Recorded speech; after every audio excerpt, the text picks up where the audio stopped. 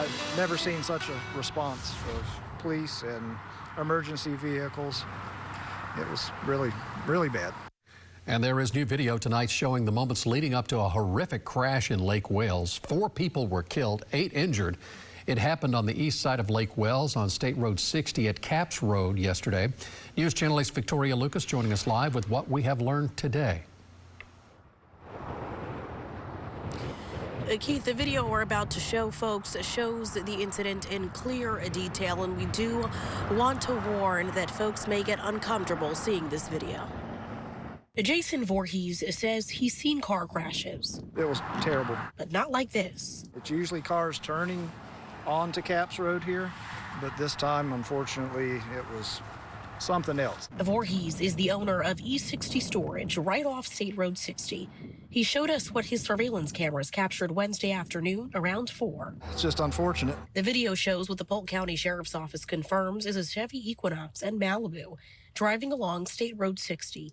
The Equinox tried to switch lanes, but clipped the Malibu in the process, launching it into the median, where it flipped multiple times. Authorities say the driver of the Malibu is in the hospital. The Equinox crossed over the median, landing in eastbound ongoing traffic and slammed into a Toyota Tacoma. The Equinox had 4 people inside.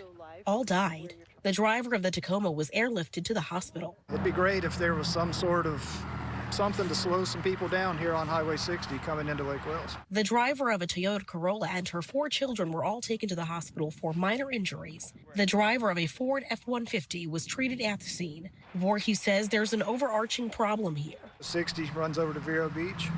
The last stoplight is at Yeehaw Junction. The next stoplight to slow anybody down is up here about another mile. So there's nothing in between that, and people are still riding quite fast.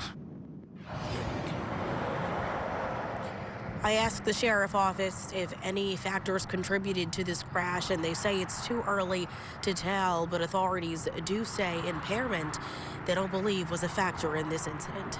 Live in Lake Wales, Victoria Lucas, 8 on your side. Clearwater police have identified the man killed in a hit-and-run crash. 60-year-old Albert Gilbert was walking last night on Gulf to Bay Boulevard when he was hit by a red Mustang. Police still have not found the driver or the car involved. News Channel 8's Ryan Arbogast is live in Clearwater where that crash happened. Now, Ryan, you spoke with one of Gilbert's best friends. What did you learn from that conversation? Pella, it was just emotional beyond belief. Albert Gilbert's best friend said that this was a completely preventable tragedy. A man just crossing the street doing everything right and yet losing his life. His best friend tells us that most of Gilbert's family is out of the state of Florida, and he hopes they can hear his story.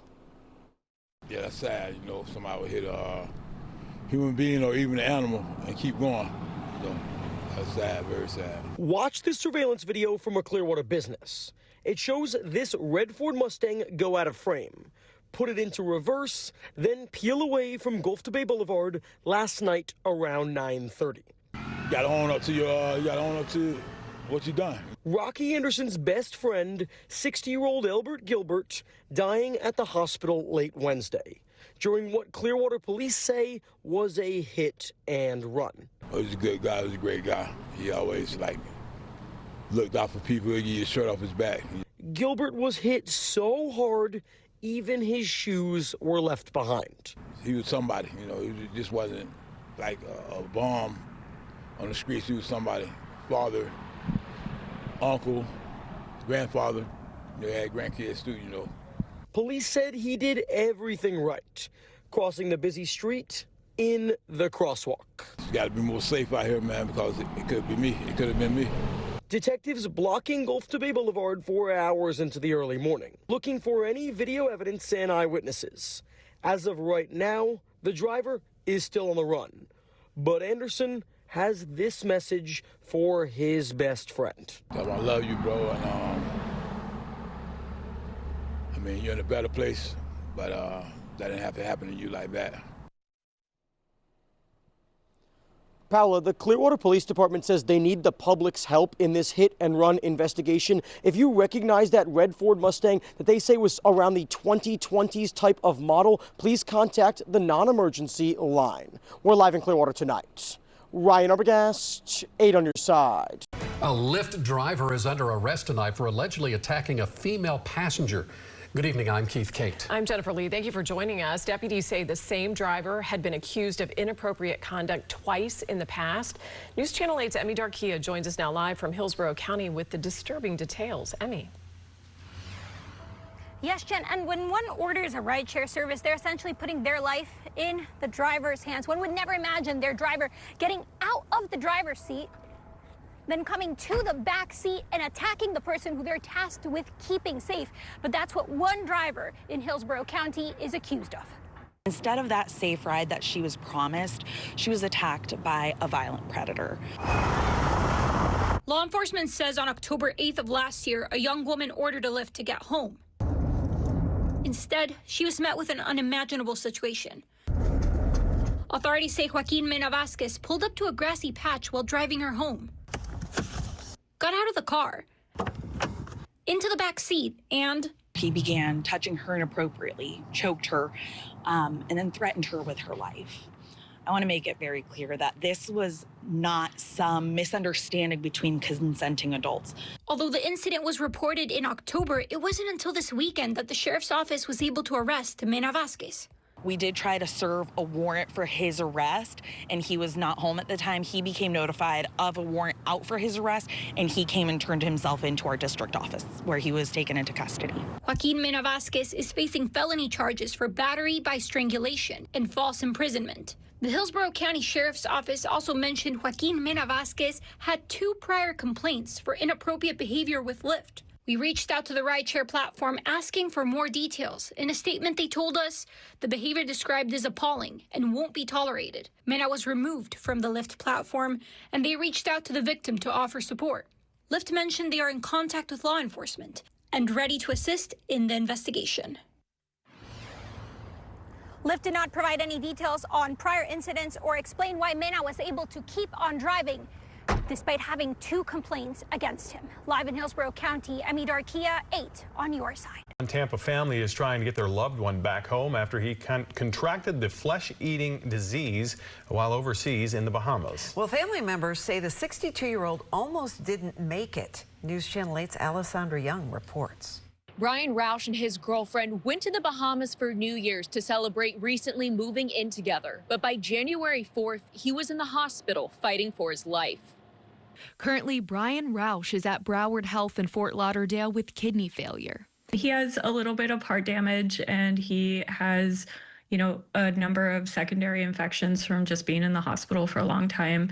And he can't walk, and he can't use most of his limbs right now. His daughter, Brittany Roush, tells me while he was in the Bahamas for New Year's, he tripped and scraped his ankle, then later on did typical activities while in the Bahamas, like swimming with pigs. When he and his girlfriend got back to Fort Lauderdale, though, he became violently ill and unresponsive and was rushed to the hospital. His ankle erupted into blisters right in front of them.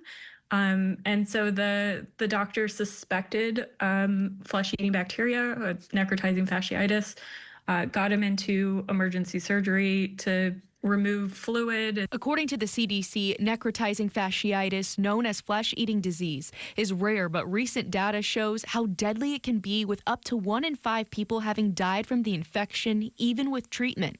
His lungs, kidneys, and his liver all failed throughout the week before he was able to start recovering.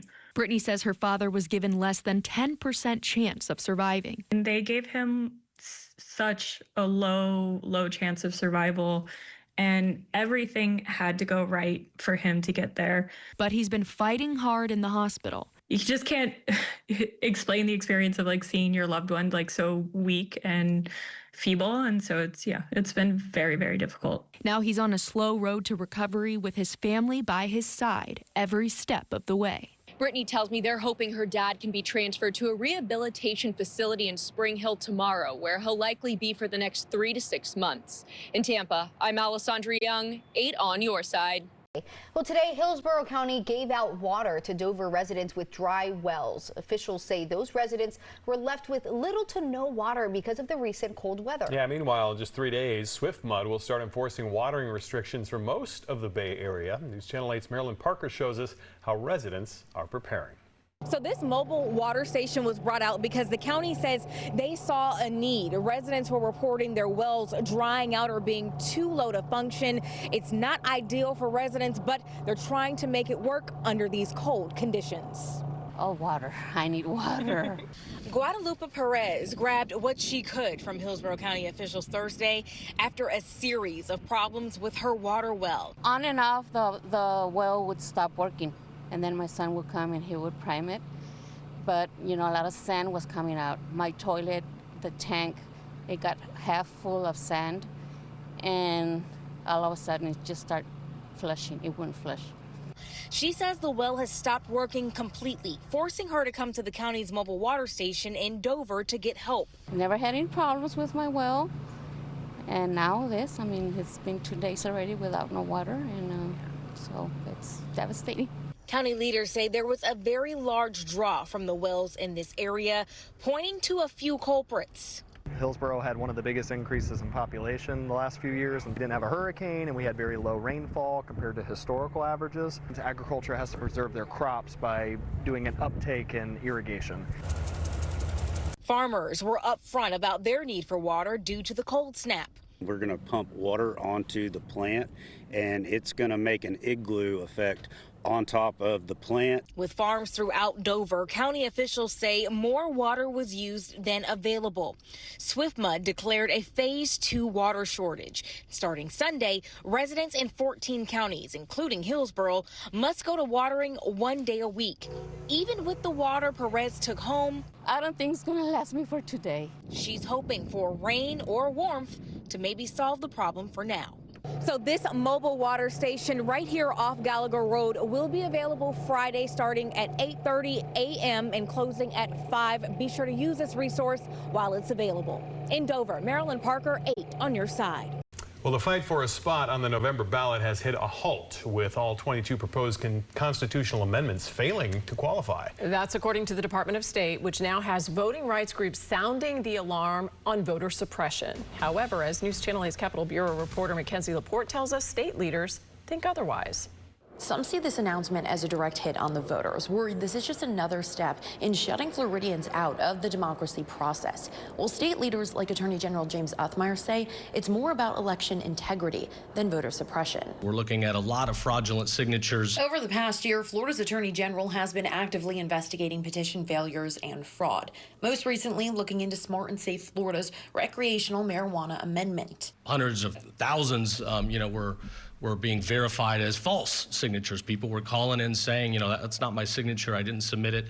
I think this highlights the danger of these petition gathering processes, things going on the ballot where, you have fraud in the election system. But opposition groups disagree with the AG and instead say the 22 amendment failures were engineered by state lawmakers last session after the passage of House Bill 1205. It essentially made it so that volunteers can't go out and do what they've always done and go talk to their friends and neighbors and collect petitions and work for a cause that they believe in. Mitch Emerson with Florida Decides Healthcare says the bill increased cost per petition, limited who can collect signatures, added criminal and civil charges, and overall changed the rules mid-game. If you're changing the rules in the middle of the game, it is almost impossible to understand. Emerson says the law effectively shut down their Medicaid expansion efforts for 2026, forcing them to restart signature collection from scratch, with Democrats inside of the State House calling this a direct attempt to silence Floridians. The people of Florida deserve to have their say,